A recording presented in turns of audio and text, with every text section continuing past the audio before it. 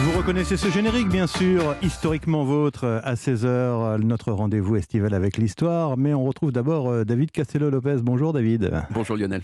David, vous remontez tous les matins pour nous aux origines d'un objet, d'une passion, d'une obsession même de votre quotidien. Et aujourd'hui, David, vous nous racontez, sans oublier de l'ouvrir, les origines du parachute. Oui, je me suis demandé en écrivant cette chronique combien il faudrait me donner d'argent pour que j'accepte de sauter en parachute. Et je suis tombé sur la somme de 5 000 €. Voilà, je pense que si on me donne 5 000 €, je saute en parachute. Sinon, non. Donc, si pour votre anniversaire, pendant Lionel, vous voulez un cadeau à 5 000 €, je peux vous offrir le fait de sauter en parachute pour vous faire plaisir. Avouez quand même que ce serait, je trouve que c'est un beau cadeau. C'est ma femme qui voudra pas, mais enfin bon. Ouais, voilà. Non, franchement, je pense sincèrement que je le ferai jamais, parce que je veux dire, déjà, je hais les attractions où on tombe, vous voyez, dans les fêtes foraines.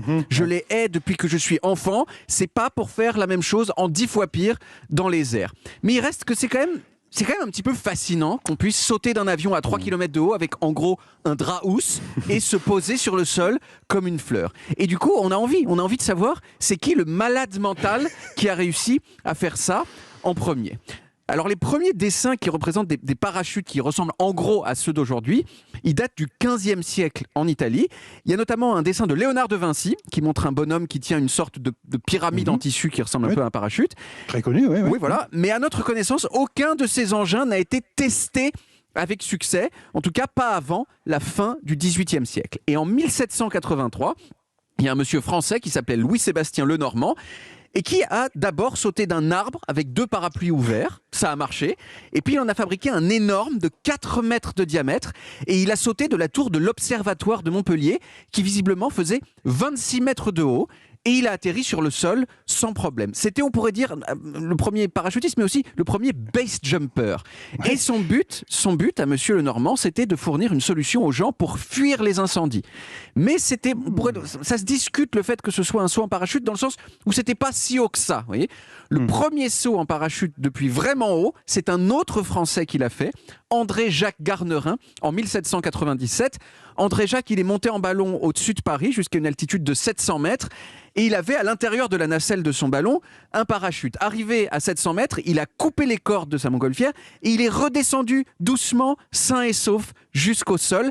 Même si quand même la nacelle a été secouée énormément parce que Garnerin, il n'avait pas encore eu l'idée, il n'avait pas encore compris qu'il fallait faire des petits trous dans son parachute, ce qui stabilise le parachute, contrairement à ce qu'on pourrait penser. Et là, pendant 100 ans, il n'y a pas eu énormément d'amélioration dans le parachute, jusqu'au début du XXe siècle, où on a inventé notamment le parachute sac à dos, tel qu'on le connaît aujourd'hui. On a commencé aussi à sauter depuis des avions, et pendant la Première Guerre mondiale, l'armée allemande utilisait déjà des parachutes.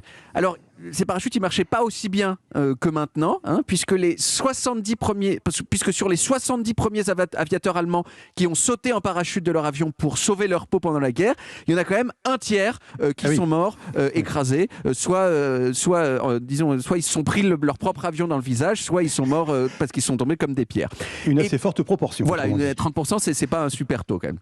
Et puis, après la guerre, on a commencé à faire du parachutisme de sport. Et depuis, on a enchaîné les premières et les records. Il y a un monsieur qui a sauté 640 fois en parachute en 24 heures en 2006. Ça me paraît un petit peu exagéré, mais enfin bon, ils font ce qu'ils veulent. Il y a Félix Baumgartner qui a fait le saut en parachute le plus haut de l'histoire à 39 km de haut, ce qui lui a permis d'atteindre la vitesse de 1300 km/h, soit plus que la vitesse du son. Alors, dernier petit fun fact, si vous voulez bien.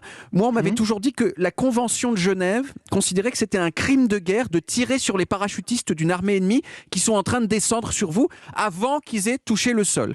Bah oui. Eh ben, c'est pas vrai. C'est pas vrai. Ce qui est un crime de guerre, c'est de tirer sur des parachutistes qui ont sauté d'un avion qui allait s'écraser. C'est tout. Vous voyez, voilà, je finis par ce petit fun fact. C'est toute la différence, effectivement. Merci, merci David. On vous retrouve évidemment cet après-midi à 16 h, dès 16 h dans Historiquement Vôtre.